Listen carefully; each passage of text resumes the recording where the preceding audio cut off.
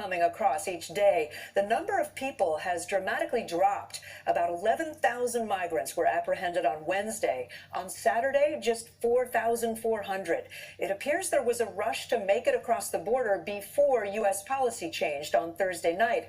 That's when the COVID-era Title 42 ended. It had made it easier to expel migrants for health reasons. The apparent reason for the early rush, the U.S. outlined tougher application procedures that would come after that Thursday change. Well, now, as those who've entered the U.S. make their way to cities further north, some are declaring states of emergencies to deal with that influx. We begin at the border tonight with George Solis. Tonight, tales of pain and suffering along the U.S.-Mexico border. She said the journey was particularly hard for her 7-year-old daughter, who ended up with an infection. Migrants lining the streets of border towns like here in El Paso. It's where we meet Evelyn and Franklin, who made a perilous 3-month journey to the U.S. from Peru.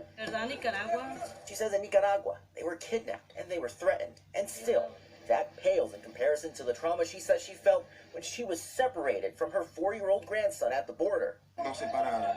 They took the child and told us he would be remanded into state custody, he says, now left waiting to see if they'll be reunited. Since Title 42 was lifted on Thursday, border crossings have dramatically decreased, largely because of stricter migration policies by the Biden administration. Not only have we been planning, but we have been executing on those plans. Migrants must first secure appointments on an app before entering a port of entry. Those that cross illegally could be barred from seeking asylum for 5 years. As migrants are shipped north, a humanitarian crisis is brewing in sanctuary cities across the country. In New York, the historic Roosevelt Hotel in Midtown Manhattan is being transformed into an asylum seeker arrival center. We've reached a breaking point. We need help. In Chicago, warehouses are preparing to house migrants.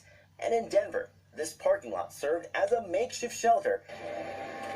Bells ringing and flowers being given out on the border today.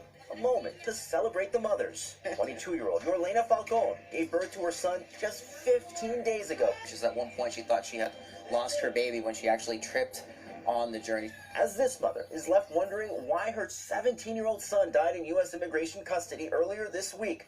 Él iba sano, él iba bien. He was healthy and doing well, she says. Families in search of a better life, now caught in the middle of policy and politics.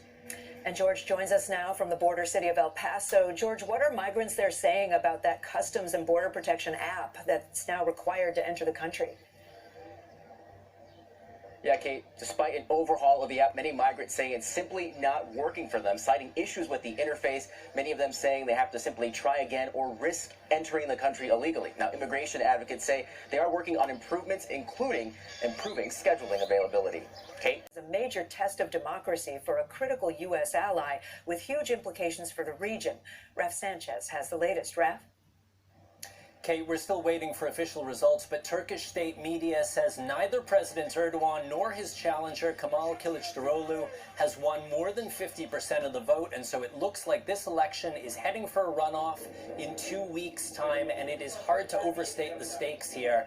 Erdogan has been in power since 2003, but he's become increasingly authoritarian, and so many Turks see this election as their last chance to revive democracy.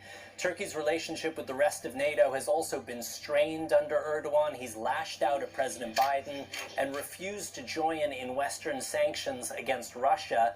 His